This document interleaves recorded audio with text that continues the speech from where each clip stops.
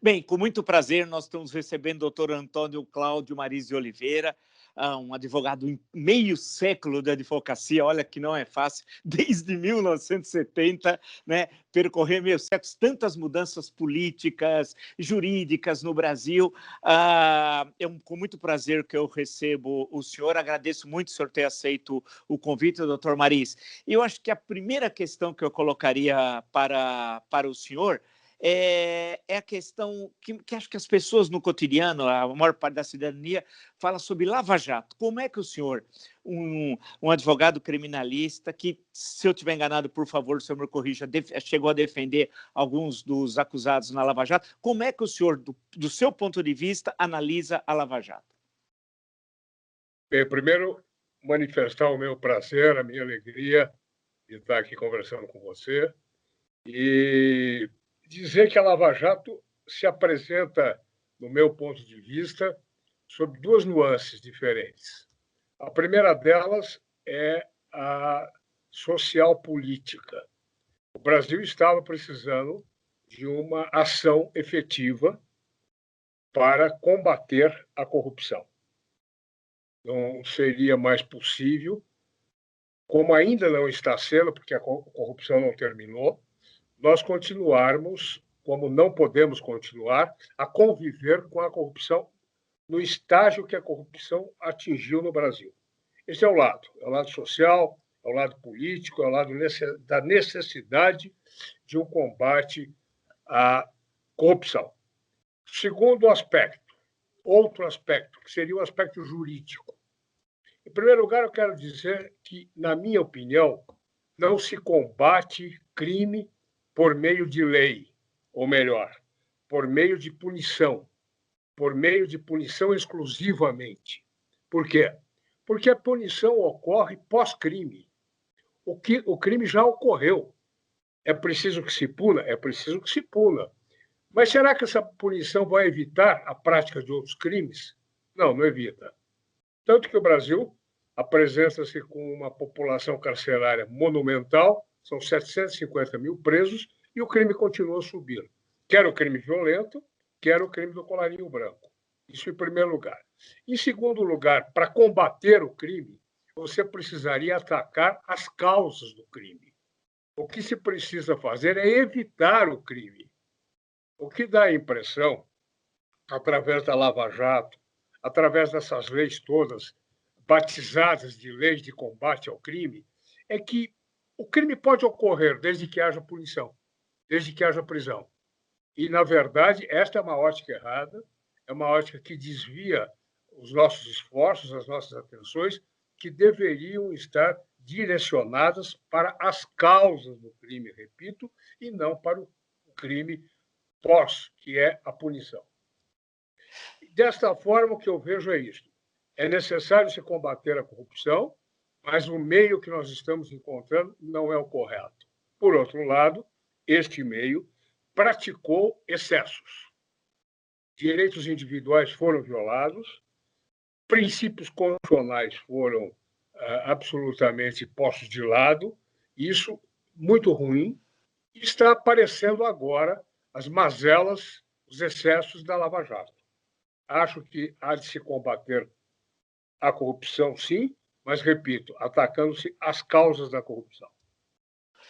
Justamente, pegando ainda esse gancho, doutor Maris, da corrupção, alguns, eu não compartilho disso, mas alguns justificam a herança ibérica. Então, é uma espécie de determinante em última instância. Você não tem como explicar um fenômeno, aí vem a determinação ibérica. Não, o problema da corrupção, a herança ibérica, as questões que se colocaram, etc. Eu, historicamente, que é a minha praia, onde eu trabalho, eu não vejo esse tipo de relação, tendo em vista, tem problemas, claro, inclusive agora com o rei Juan Carlos, rei emérito de Espanha, problemas em relação à corrupção, mas não podemos falar que o Estado está corrompido espanhol nos últimos, desde a transição da década de 70. A mesma coisa em relação a Portugal. O porquê, doutor Maris, a questão da corrupção, especialmente no pós-guerra, de 1945 para cá. Não é que não teve denúncias ou casos de corrupção antes, mas dos últimos, 70, 80 anos, por que candidatos começam a usar da corrupção para ganhar eleição? O exemplo clássico em São Paulo é a figura do Jânio Quadros, que depois foi até presidente do Brasil. Quer dizer, a corrupção vira também um tema político eleitoral. O que aconteceu com o Brasil nesse período, na opinião do senhor? Eu acho que esse questionamento seu é de ouro. É de ouro. Nós temos que trabalhar as respostas a esse questionamento que você coloca. Eu tenho a minha opinião. A minha opinião consiste em achar que as mutações ocorridas na sociedade brasileira se deram no momento em que o Brasil deixou de ser um país rural para ser um país urbano. Mas por que isso? Só por isso? Não. Porque, ao ser um país urbano, nós passamos a adquirir, nós passamos a assimilar a cultura do consumismo. O capitalismo no Brasil não foi algo bem ajustado ao nosso anterior modo de ser. Nós passamos a ter uma ganância, um ímpeto consumista muito grande. E as pessoas passaram a valorizar o ter, em substituição ao ser. Até a guerra, nós éramos. A pessoa tinha sido, ou ela era. Agora, ela passou a ter, a consumir, a ter o carro do ano, em competição com o vizinho que não tinha o carro do ano. Isso fez com que nós tirássemos o nosso foco, que era um foco muito mais voltado para valores do humanismo do que os valores de hoje, que são os valores voltados para o consumismo. Para eu consumir, eu preciso ter. Para eu ter, eu preciso caminhar corretamente para obter o que eu quero. E esse corretamente nem sempre é dentro da ética e dentro da moral. E aí nós nos transformamos, ou veio à tona, a sociedade do consumo e, com ela, a sociedade do jeitinho, a sociedade que se tornou a sociedade da cultura da desobediência, talvez um pouco do latino isso, não sei, mas a cultura da desobediência, a cultura do jeitinho, de contornar as normas, de burlar as normas em benefício próprio, isso criou um caldo de cultura que levou à corrupção desenfreada como nós temos hoje, como nós assistimos nos últimos anos. Na minha opinião, é exatamente isso. A sociedade brasileira mudou. Passou a ser uma sociedade capitalista consumista, onde os valores se alteraram. Não eram ou não são mais os valores tradicionais próprios da civilização brasileira, que eu, mais velho que você, mas você também talvez, nós tenhamos assimilado no nosso tempo. Você, como historiador, então, sabe bem o que eu estou falando. Deixa eu colocar uma questão para o senhor, doutor Maris. Houve um episódio, relativamente há pouco tempo, historicamente, é pouco tempo, o episódio da quebra de sigilo do senhor, num episódio que envolvia a Lava Jato também. Explica, por favor, o que foi isso. Eu acompanhei, claro que houve uma grande reação, inclusive dos advogados, entidades de classe. O que aconteceu? Isso se inclui no que o senhor disse anteriormente, nos excessos da Lava Jato? Esse foi um caso que o magistrado, a pedido do Ministério Público, determinou a quebra de sigilo do meu escritório, sem me ouvir, sem perguntar o porquê, e o porquê foi dado depois, e as coisas pararam. Se tivesse perguntado antes, não teria havido a quebra do sigilo. Eu tive um cliente, saí do caso e devolvi parte dos honorários para esse cliente, porque eu tinha combinado e recebido os honorários para o trabalho todo. Por razões de conveniência pessoal, entramos num acordo, eu saí do caso e devolvi esse dinheiro. Esse cidadão foi objeto de inquéritos e prisão, etc., e verificou-se que eu havia feito um depósito na conta dele em devolução dos honorários, parte dos honorários. E aí, ao invés de me perguntar o que era aquilo, quebraram meu sigilo. Foi exatamente isso que ocorreu. Sim. Deixa eu colocar uma questão para o senhor. Quem acompanha, o cidadão que acompanha a política, tá, não sabe bem quais são as prerrogativas do advogado, né? Especialmente em momentos de maior tensão, como a Operação Lava Jato começou em março de 2014, é uma operação popular, há um problema da corrupção, muita gente devolveu fortunas para o erário ou para a Petrobras, depende do que foi, e casos assim que causaram escândalo, né? Porque até então eu imaginava lá atrás, quando da ação penal 470, processo do mensalão, que era o maior desvio dos recursos públicos. Eu estava totalmente errado, vi coisas muito piores. Como é que fica essa questão, doutor Mariz, entre aprofundar um pouquinho mais essa questão que o senhor já tocou, entre o ato em si de corrupção lesiva ao interesse público numa empresa estatal, num banco estatal ou diretamente do erário, e a ação do advogado e suas prerrogativas constitucionais? Esse é outro ponto muito inteligentemente tocado por você. A primeira observação que eu quero fazer é que uma característica da advocacia é a incompreensão. A advocacia não é bem compreendida pela sociedade, talvez não seja nem bem compreendida pela mídia. Qual é o nosso papel? Nós, advogados do crime, nós não somos auxiliares do crime, nós não somos defensores do crime, nós somos porta-vozes dos direitos constitucionais daquele acusado. O nosso trabalho em prol daquele acusado não precisa necessariamente se direcionar para a absolvição dele. O que nós temos que zelar é pela observância do direito de defesa, dos princípios constitucionais do devido processo legal, do princípio do contraditório. Este é o nosso papel. Nós somos porta-vozes de direitos constitucionais do acusado.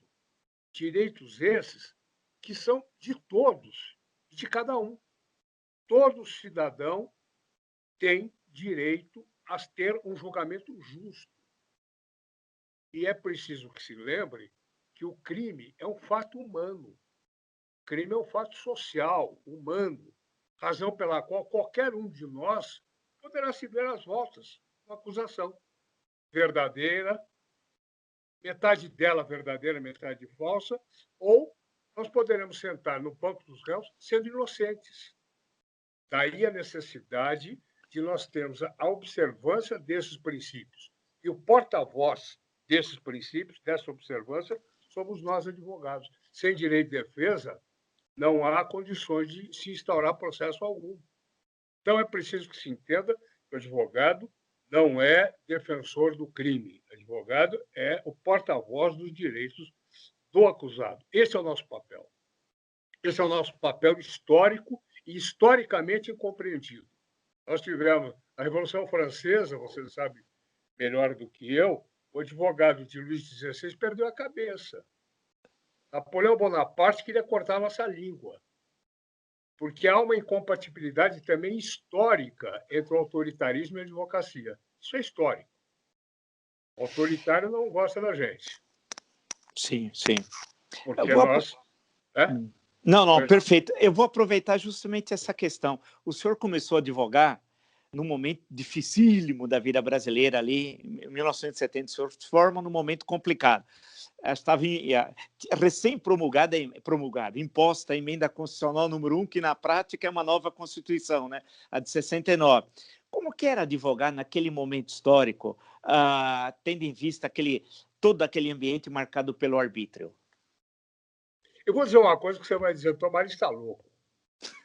Meu amigo, eu juro para você, eu prometo a você, pela fé do meu grau, que naquela época era mais fácil advogar do que hoje.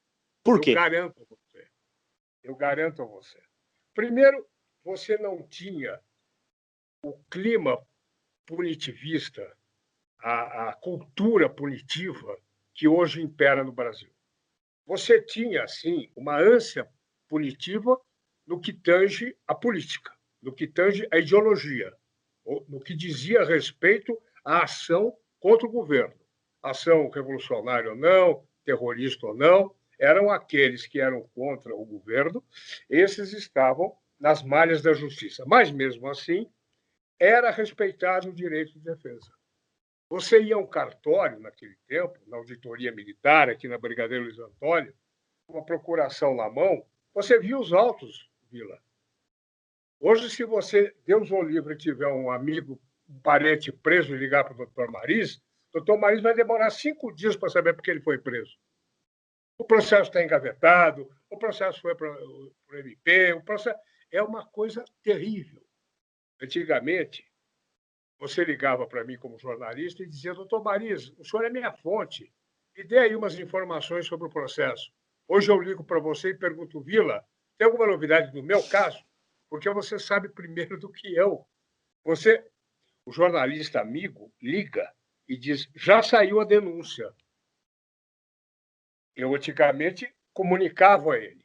Então, hoje, a dificuldade, mercê dessa cultura punitiva que tomou conta do país, mercê da falsa ideia de que cadeia é a única resposta ao crime, mercê desta cultura divulgada abundantemente pela mídia televisiva, a sociedade acha que há de se punir. Não importa se houve defesa, se não houve defesa, se ele foi ouvido, se ele não foi ouvido, a expectativa da sociedade, veja, diante do crime, sempre é pela culpa e pela condenação. Você percebeu que não há nenhuma expectativa em relação à outra alternativa que existe? E qual é a outra alternativa? Absolvição e inocência. Mas se espera sempre condenação e culpa. Se espera sempre pela denúncia. Não se espera pelo arquivamento da denúncia, pela absolvição no final do processo. Então, a sociedade criou uma expectativa sempre voltada para a punição. Isso é terrível. Isso impregnou o judiciário. Hoje, você não tem a menor dúvida que a boa parte dos juízes mais jovens entendem que o advogado é desnecessário, que a advocacia atrapalha esta ação punitiva do judiciário. Por quê? Primeiro, porque nós levamos ao judiciário o outro lado, a versão do acusado. Nem sempre a versão da acusação é a correta. Não houve ainda nenhuma possibilidade da versão do acusado vir à tona. Começa a vir quando entra o advogado o defendendo. Então, esse é o primeiro ponto de desagrado para aqueles que querem a punição a qualquer custo. Em segundo lugar, nós somos homens do contraditório. Nós somos homens da oposição. Nós sabemos que a verdade não é só minha, não é só sua. A verdade vem com a petição inicial, depois ela muda com a contestação. Não há no mundo uma cultura pior do que a cultura maniqueísta. E esse pessoal do punitivismo é maniqueísta. Nós, advogados, não. Nós sabemos que nem tudo é belo, nem tudo é feio, nem tudo é justo, nem tudo é injusto, aos dois lados. E desta hora, e esta questão dos dois lados, ela diz respeito à dialética processual, nesta hora em que nós pomos o contraponto, nós passamos a ser muito antipatizados, nós atrapalhamos. Então, essa questão da advocacia hoje ser pior do que naquele tempo, sobre esse aspecto, é claro, que naquele tempo sofria-se muito. Desapareciam com os nossos clientes, então você tinha que... havia em São Paulo, antigamente, na época da polícia, crime comum, o chamado enruste. Prendiam o sujeito e escondiam-no de delegacia em delegacia. Passaram a fazer isso também depois de 1970. Prendiam algum tido como subversivo e você não sabia onde ele estava. E não tinha habeas corpus. Você lembra que o habeas corpus foi mutilado. Então, você tinha que entrar com uma petição, ir para a auditoria, aí a auditoria mandava para o Comando do Exército, para o DOI-CODE, para a Operação Bandeirante, telex, perguntando onde estava o cara. Nesta hora, o seu condutor, o responsável pela sua prisão, ficava preocupado, e aí denunciava onde ele estava. Mas aí ele já tinha sido torturado, já tinha sofrido. Então, esse lado é um lado terrível daquela época, para o advogado. Mas sobre o aspecto de exercer as prerrogativas, aquelas prerrogativas clássicas, naquele tempo era mais fácil que hoje. Doutor Maris, muitos, quer dizer, o cidadão comum, que não um operador do direito, reclama da lentidão da justiça. A justiça brasileira é lenta? Olha, eu não conheço a fundo a justiça de outros países, nem no nível raso eu conheço. Conheço pouco, muito pouco. Mas eu acho que a justiça brasileira é lenta e não é lenta, vale dizer. Ela é lenta sobre alguns aspectos e ela é normal, ela é rápida sobre outros aspectos. É preciso que se entenda que o ato de julgar é o ato, talvez, um dos mais difíceis que compete ao homem. Porque o julgar não é você só julgar, é você possibilitar esta dialética processual, é você possibilitar a coleta de provas, é você possibilitar o arrazoado, a oralidade. Então, o processo se reveste de uma série de necessidades que precisam ser atendidas. E, por vezes, isso demora, e demora muito. E o que há também no Brasil é uma questão do excesso da litigiosidade. Quem litiga muito no Brasil? O Estado, a União. Os estados e os municípios litigam demais. Entram em juízo, especialmente quando se trata de cumprirem algumas obrigações financeiras, econômicas, para ganhar tempo. E aí vão entrando com mandado de segurança, entrando com recursos. Isso atravanca, e muito. O NPS, por exemplo, o INSS, é o zero e vezer em fazer isso. Né? Por outro lado, há uma litigiosidade também grande. A sociedade brasileira é uma sociedade muito conturbada, muito cheia de diferenças, não é? Então, o conflito de interesses surge a miúde. A miúde. Eu não sei dizer a você, a justiça brasileira é rápida, a justiça brasileira é lenta. Eu diria, ela é rápida em alguns aspectos, ela é lenta em outros.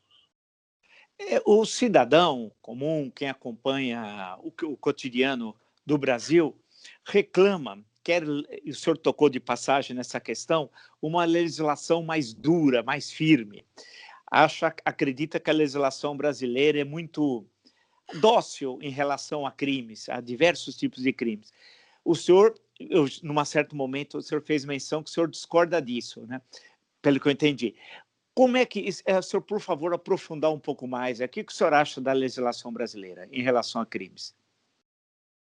Antes de falar dos crimes, eu quero dizer a você que o Brasil é um país que tem uma legislação primorosa. Primorosa. Alguns aspectos falhos, mas, na maioria deles, um ordenamento jurídico muito bom, muito avançado, muito aplaudido lá fora. Estatuto da Criança e do Adolescente. É uma lei exemplar. Lei de execuções penais. Uma lei exemplar. Há estatutos magníficos. É que também, ao lado disso, você tem o Brasil real. Esse é o Brasil legal. O Brasil legal é o Brasil que não cumpre a lei. Você entendeu? É o outro, é a dicotomia entre a lei e a realidade. Então, eu diria a você, também no aspecto criminal, no aspecto penal, que as leis não são frouxas nem moles. Você hoje tem assistido, por exemplo, a prisões absolutamente desnecessárias, inconvenientes. E essas prisões, que seriam prisões baseadas, ou deveriam ser prisões baseadas na necessidade, porque são prisões preventivas, antes do fim do processo, então não são prisões mercê de condenação, são prisões anteriores, cautelares. Essas prisões só poderiam ocorrer se houvesse necessidade provada. Por exemplo, o acusado está subornando uma testemunha. O acusado está fugindo do país, está ameaçando testemunha. Aí, a presença dele na sociedade ou em sociedade é nociva ao processo. Então, vamos prendê-lo. Só nessas hipóteses é que a prisão preventiva é possível. Ela é excepcional. Só que está se prendendo preventivamente para que se faça delação, está se prendendo preventivamente porque já se acha que o sujeito é culpado, mas ele não foi ainda processado. Então, a prisão preventiva virou uma resposta à sociedade. E ela aplaude. Ela aplaude. Muitas e muitas vezes, quem é preso preventivamente é absolvido no fim do processo. É aquela prisão, como fica? Nós temos dos 750 mil presos, 35% ainda não julgados. São presos preventivos, o que é um absurdo. É um absurdo até em países rigorosos como os Estados Unidos, que tem 2 milhões de presos. Tá? 35% não foram ainda processados. De forma que não é verdade que a lei penal brasileira seja uma lei frouxa, uma lei leve. Não é verdade. Mas deixa eu perguntar uma coisa que também se fala muito no cotidiano, doutor Maris. O senhor destacou que o Brasil é um dos países que mais prende no mundo. O senhor falou em 750 mil presos, do qual cerca de um terço estão em prisão preventiva, né? Ou seja, só explicando para quem nos acompanha, o processo não decorreu, não foi condenado, nada Ele disso. foi preso antes. Foi preso antes, tal. Mas as pessoas têm uma sensação de insegurança também enorme. Então, parece que há uma contradição, doutor Maris, entre se tem um número abusivo de presos, 750 mil, as pessoas se sentem muito insegurança. Como resolver essa contradição? A verdade é que a prisão não está resolvendo. Este método de prisão, esse instrumento que se diz ser de combate ao crime, não está combatendo o crime. Aí eu volto à história das causas, porque nós não estamos atacando as causas do crime. Eu vou lhe dar um exemplo, se você me permite. Claro. Não sei se você se lembra quando, em São Paulo, começaram os trombadinhas. Sim, Década de claro. 70, 80. Quem eram os trombadinhas, viu? Os trombadinhas eram as crianças carentes, basicamente, sem lar ou sem lar organizado, muitas delas morando embaixo das pontes. E nós não cuidamos dessas crianças. Ninguém cuidou dessas crianças. Elas se tornaram trombadinhas, trombadões, hoje são chefes de organizações criminosas. Nós não demos a mínima atenção para a criança abandonada. Ela se tornou. Nós não atacamos a causa do crime. Nós sabíamos que alguma coisa iria acontecer com aqueles seres que estavam largados por aí. E sabe o que nós fizemos? Em São Paulo, não sei se você soube ou se lembra, um secretário da Segurança pegou as crianças, colocou em vários ônibus e mandou para Camanducaia. Não é? Foi a solução. Era o delegado Rubens Liberatori, se não me engano. Não, mas o secretário não. O secretário não. Era Erasmo. Sim, Erasmo. sim. Era Antônio Erasmo Dias. Isso, que depois. No Rio de Janeiro, mataram as crianças na Candelária. Sim. Lembra disso? Lembro. Em Minas Gerais, você teve também uma blitz para pegar crianças das praças, e há uma fotografia célebre que saiu num dos jornais de São Paulo, com uma das crianças com chupeta na boca. Então, nós estamos tratando essas crianças de um jeito como se fossem animais que precisavam ser recolhidos, carrocinhas de cachorros, não é verdade? E a consequência está aí. A causa, vamos falar um pouco da corrupção, ainda para falar de causa de crime, para mostrar que o crime está aí e as prisões estão aí também. Então, isso não está sendo resolvido. A corrupção, basicamente, você já abordou isso, é uma questão de caráter, é uma questão ética. Mas não é só uma questão ética. Não é só a sociedade de consumo o fator da corrupção. é também uma péssima, um péssimo gerenciamento do Estado em relação à prevenção da corrupção. As leis que estão aí poderiam, estas sim, serem modificadas para não possibilitar atos de corrupção. Eu lhe dou um exemplo. A lei das licitações. Ela precisa ser mudada. É preciso que se empreste dos Estados Unidos, da Inglaterra, um sistema de seguro de obra pública. Um seguro que dê garantias de que com corrupção, sem corrupção, com atraso, sem aquela obra vai. E aí você diminui a tentação da corrupção. Você diminui mais do que a tentação, a possibilidade da corrupção. A questão dos fiscais. Por que você não informatiza tudo? Por que existir fiscais da prefeitura ainda? Embora já muita coisa tenha sido informatizada. O que eu quero dizer é o seguinte: parece que há sistemas que não são mexidos propositadamente para possibilitar a corrupção. Você poderia, através da lei, modificar, impossibilitar a prática da corrupção. Isso não tem ocorrido. Deixa eu aproveitar, pegando esse gancho. Quem acompanha também a política brasileira, o cidadão mais interessado, vê malas e dinheiro para lá, para cá. Agora mesmo, há 1 hora atrás, eu estava consultando a internet, eu vi caixas de gravata Hermès cheio de dinheiro que era entregue. Tem uma criatividade fantástica, tal, que é usada nessas transações. Quer dizer, dinheiro para lá, dinheiro para cá. E o que significa isso em vários estados. Tem estados que têm 2/3 do Tribunal de Contas preso, como ocorreu no Rio de Janeiro, há pouco tempo atrás, tem de tudo. E aí foi criado um estatuto, não sei se essa é a melhor expressão jurídica, da delação premiada.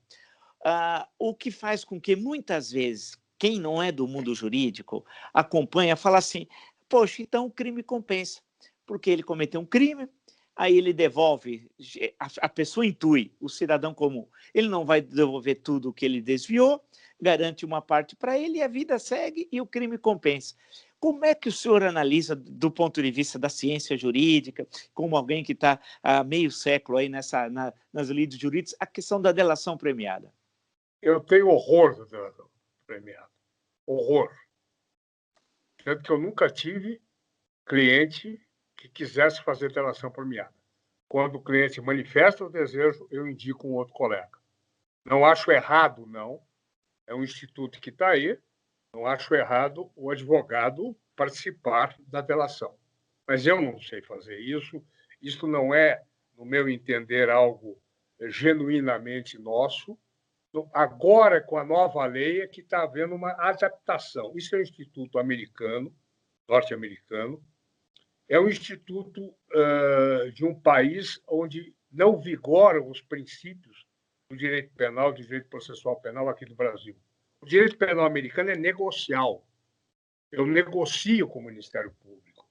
Eu sento à mesa, eu, advogado, nós negociamos tudo, confissão, pena.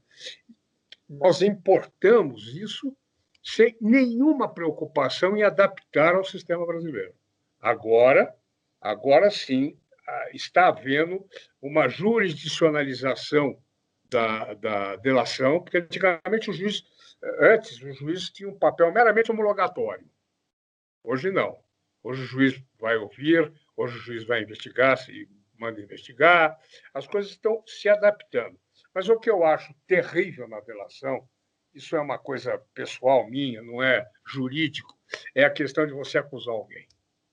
Isso eu acho algo terrível. Você acusa e, do jeito que se está aceitando as delações, e hoje está se vendo quanta delação errada, quanta delação mentirosa, quantas injustiças se cometeram, quando você delata alguém, você não está preocupado, você delator, não está preocupado com a verdade.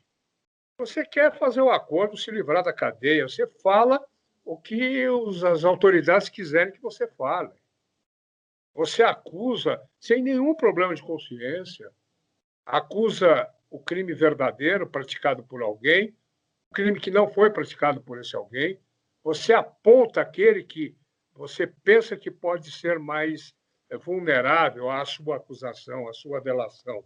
E ninguém verifica, ninguém investiga para saber se você, delator, está falando a verdade. Aí, como você bem disse, o sujeito sai da cadeia, ou nem vai para a cadeia, paga lá a multa, sabe-se lá com quanto ele fica, não é? E a vida segue, como você disse. A delação premiada é algo que precisa ser muito bem repensado. A legislação está se aprimorando, mas é preciso que as autoridades entendam a delação premiada com todas as reservas que ela merece. Tem duas questões que eu queria colocar ao senhor, doutor Maris. A primeira, o senhor destacou alguns excessos cometidos pela Operação Lava Jato, né? Logo no início da nossa conversa.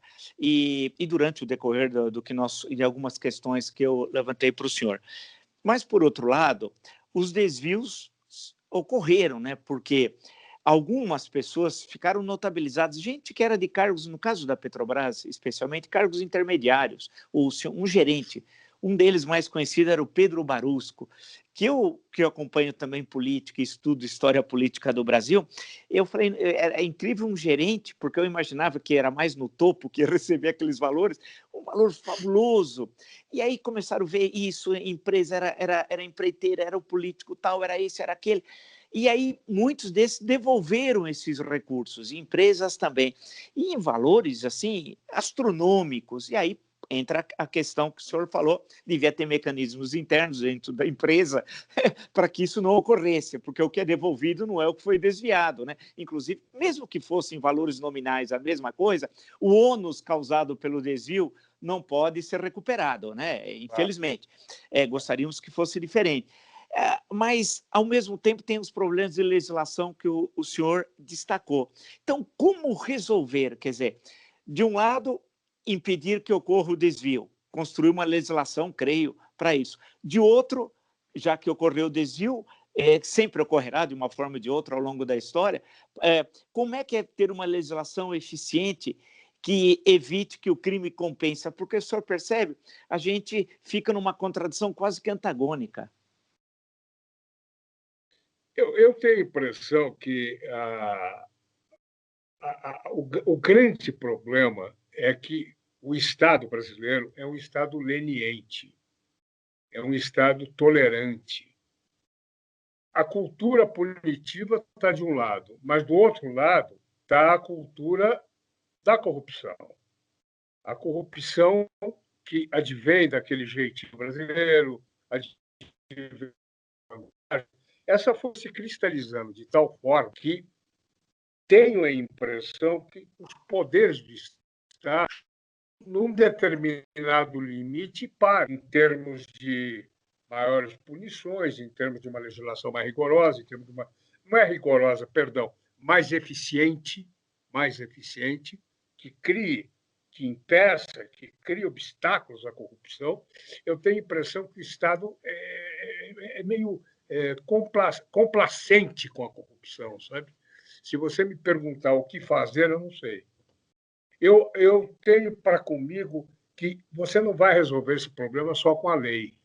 Nós precisaríamos de um sopro divino para fazer com que o homem brasileiro voltasse ou se tornasse um homem honesto. É preciso que a sociedade pare de entender que a felicidade reside no dinheiro, né? Todos nós queremos uma vida confortável, todos nós queremos o bem-estar para nós e para os nossos filhos e netos, mas é preciso que se ponha um breque na ganância, não é? Mas isso é uma coisa interior. Eu vejo hoje muita gente dizendo: não, eu quero ganhar o suficiente para ter minha vida tranquila. Está mudando, parece-me, essa coisa da ganância. Isso veio muito com a abertura do mercado de capitais, os investidores, não é? Essa competição, a competição que eu falei do ter e não do ser. E é preciso que a gente tente, de alguma maneira, gente como você, que tem muita influência, que é um jornalista, um historiador uma maior credibilidade, que a gente passe a fazer discursos. Eu acredito muito na palavra, né? Eu acredito muito no verbo. E é preciso que nós nos unamos e começamos a falar, a mostrar que do jeito que está não pode continuar. Oxalá essa pandemia tenha vindo para fazer as pessoas repensarem alguns valores, repensarem alguns critérios de vida, né? Alguns objetivos de vida. Eu acho que não vai ser a lei que vai melhorar as coisas, não vai ser a lei. Agora, doutor Maris, o Estado brasileiro tem uma mão muito forte para tratar com o andar de baixo e uma mão muito leve para tratar com os crimes do andar de cima. Então, há uma questão classista e racial também na ação da justiça. O senhor considera que essa afirmativa, estou fazendo uma espécie de afirmativa, é verdadeira? É verdadeira, é historicamente verdadeira, e você sabe melhor do que eu, é historicamente verdadeira. Cadeia sempre com 3 P's, né? Sempre 3 P's. Então, a discriminação no combate ao crime, a discriminação, e você não precisa ir longe, você tem a discriminação no combate ao crime em todos os escalões disso que se chama combate ao crime, a partir da investigação ou a partir da repressão. Quem é que, basicamente, as polícias reprimem? É o preto, é o pobre, é o favelado. Reprime na base da violência. Depois isso vai seguir no seu curso, investigação, chega no fórum, juiz, promotor. Há um problema muito sério de discriminação, que é a ausência de boa assistência jurídica por parte dos advogados para os pobres. Hoje é que você tem uma defensoria pública que está se esforçando para dar assistência ao hipossuficiente, mas assim mesmo os defensores são em número insuficiente. Então você não tem assistência jurídica para o pobre, você tem uma repressão violenta contra o pobre, você tem nas cadeias a maioria esmagadora de pessoas pardas, negras, pobres, de forma que esse problema é um gravíssimo problema. É um problema cultural. Eu acho que advém, você poderá dizer melhor do que eu, claro, da própria escravidão que ainda não foi embora para valer. Os resquícios da escravidão, não é? As marcas da escravidão estão presentes ainda. Isso se reflete na justiça, na administração da justiça. Doutor Maris, uma última questão para o senhor. Eu sei que um advogado sempre fala, precisa ver os autos do processo, tal, claro, porque não há vida lá, né? Fora dos autos do processo. O que não está nos autos não está no mundo. Não está no mundo, né? Então precisa estar lá. Mas assim, no geral, o ministro Luiz Edson Fachin, do Supremo Tribunal Federal, deu uma declaração esses dias que me parece assim, bastante polêmica sobre a condenação do ex-presidente Luiz Inácio Lula da Silva, dizendo, na interpretação do ministro Fachin, que teve voto derrotado no TSE, foi 6-1 a votação, que o ex-presidente Lula deveria ter condições de ter participado das eleições de 2018. 2018, perfeito. O senhor considera que há possibilidade de ser anulada, deixando de lado a opinião do Fachin sobre o episódio de 18, de serem anuladas as duas condenações, porque são duas, né, condenações do ex-presidente Lula e ele ter possibilidade de ser candidato em 2022? Eu não me aventuraria a responder de forma absoluta, porque realmente eu não conheço as razões. Eu só sei por ouvir dizer. Sim. Eu posso falar uma coisa fora um pouco da pergunta? Claro. Que me incomoda? Sim. E eu vou desabafar. Eu acho que um dos problemas hoje da justiça é o protagonismo da justiça. No meu tempo, você aprendeu, eu aprendi, que juiz fala nos autos. Eu não concordo com juízes dando entrevistas. Por mais correta que seja a fala do ministro Fachin ou de outro ministro qualquer, ministro não pode falar, não pode antecipar, não pode dar opinião. Ele não é o cidadão comum. Ele é o cidadão que julga outro cidadão. O poder deste homem é absoluto. Ele decide sobre a sua família, sobre o seu patrimônio, sobre a sua liberdade, sobre o seu trabalho. Ele tem que ter comedimento. Ele tem que ficar na dele. Eu acho que o televisionamento das sessões foi um mal muito grande para a justiça brasileira. Você não encontra isso em país nenhum. Televisionar sessões de tribunal não existe. Estados Unidos não se abre para nada, até a moça do café deixa numa bandeja. Então, eu acho que este protagonismo não é uma coisa boa. Isso precisa ser repensado, de um lado. De outro lado, sei que o presidente Lula foi vítima, sim, de grandes excessos. Eu trabalhei nos dois casos dele, defendendo uma outra pessoa. E aí eu pude, mesmo que distante, eu pude observar extremo rigor, e mais do que rigor, excessivo rigor, e mais do que excessivo rigor, muitas vezes a lei sendo desobedecidas, porque se tratava do presidente Lula. Tudo que ele requeria era indeferido ab início, sem nenhuma outra consideração. Então, é muito possível que haja probabilidade, que haja possibilidade dele ter os seus processos anulados. Sim.